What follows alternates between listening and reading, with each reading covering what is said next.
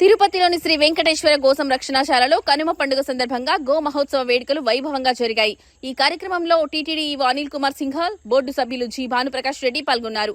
ఇందులో భాగంగా గోశాలలోని శ్రీ వేణుగోపాల స్వామి ఆలయంలో పూజాది కార్యక్రమాలు నిర్వహించారు. అనంతరం గౌరీ పూజ, తులసి పూజ చేశారు. ఆ తర్వాత గజరాజు, అశ్వాలు, వృషభాలు, గోవులకు పూజలు చేసి కర్పూర హారతులు సమర్పించి వాటికి దాన అందించారు. ఈ సందర్భంగా దాస సాహిత్య ప్రాజెక్టు ఆధ్వర్యంలో భజనలు, కోలాటాలు నిర్వహించారు. గోశాల ఇన్ఛార్జ్ సంచాలకులు డాక్టర్ శివకుమార్, ఇతర అధికారులు విశేష సంఖ్యలో భక్తులు పాల్గొన్నారు.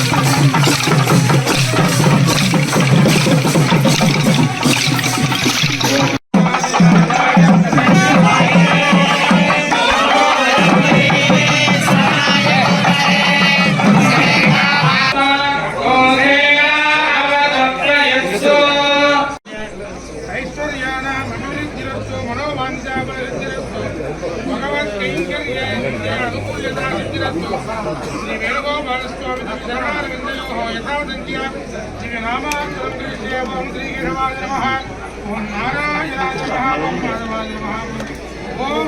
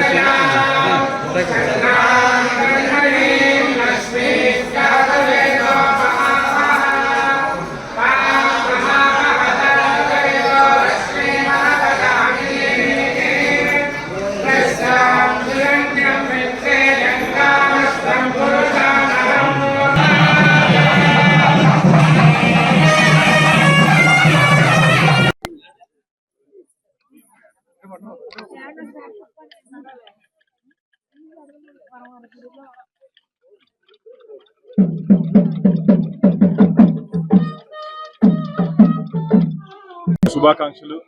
దేశానికి వెన్నెముక రైతన్న అయితే ఆ రైతన్నకి వెన్నెముక మన గోమాత. ఈరోజు గోమాతను రక్షించుకోవాల్సిన బాధ్యత మనందరి మీద ఉంది. చాలా సంతోషం. ఈరోజు తిరుమల తిరుపతి దేవస్థానం ఆధ్వర్యంలో ఉన్నటువంటి తిరుపతి గోశాలలో గోపూజ కార్యక్రమంలో ఈవో గారితో పాటు కలిసి పాల్గొనడం జరిగింది. నిన్ననే రాష్ట్ర ముఖ్యమంత్రి గారికి వందే గోమాతరం అనే నేషనల్ సెమినార్ తిరుమల తిరుపతి దేవస్థానం ఆధ్వర్యంలో నిర్వహించితే బాగుంటుందని చెప్పి ముఖ్యమంత్రి గారికి తెలపడం జరిగింది. వారు సానుకూలంగా స్పందించి ఈవో గారికి ఖచ్చితంగా ఆ కార్యక్రమాన్ని తిరుమల తిరుపతి దేవస్థానం ఆధ్వర్యంలో నిర్వహించండి. ఈ వందే గోమాతరం ముఖ్య ఉద్దేశం ఏంటంటే రైతులు ఆవుని బరువుగా కాదు, అదొక బాధ్యతగా, భరోసాగా భావించాలి. ఆ సైంటిఫిక్ రీజన్స్ లో గోమాత ఇంట్లో ఉంటే అది మనకు ఆర్థికంగా కూడా కుటుంబానికి ఏ విధంగా ఉపయోగపడుతుందో ఆ విధంగా ఒక నేషనల్ సెమినార్ ని మేము ఏప్రిల్లో దాన్ని ప్రారంభించాలని చెప్పి అనుకున్నాం. దానికి తిరుమల తిరుపతి దేవస్థానం ఆధ్వర్యంలో ఆ మహోన్నత కార్యక్రమాన్ని ముందుకు తీసుకోవాలని చెప్పి సంకల్పించడం జరిగింది. దానికి సానుకూలంగా ముఖ్యమంత్రి గారు, ఈవో గారు, చైర్మన్ గారు దానికి ఒప్పుకోవడం జరిగింది. కాబట్టి రాబో రోజుల్లో గోమాతను ఏ విధంగా పరిరక్షించుకోవాలి, ఎందుకంటే దేశీయ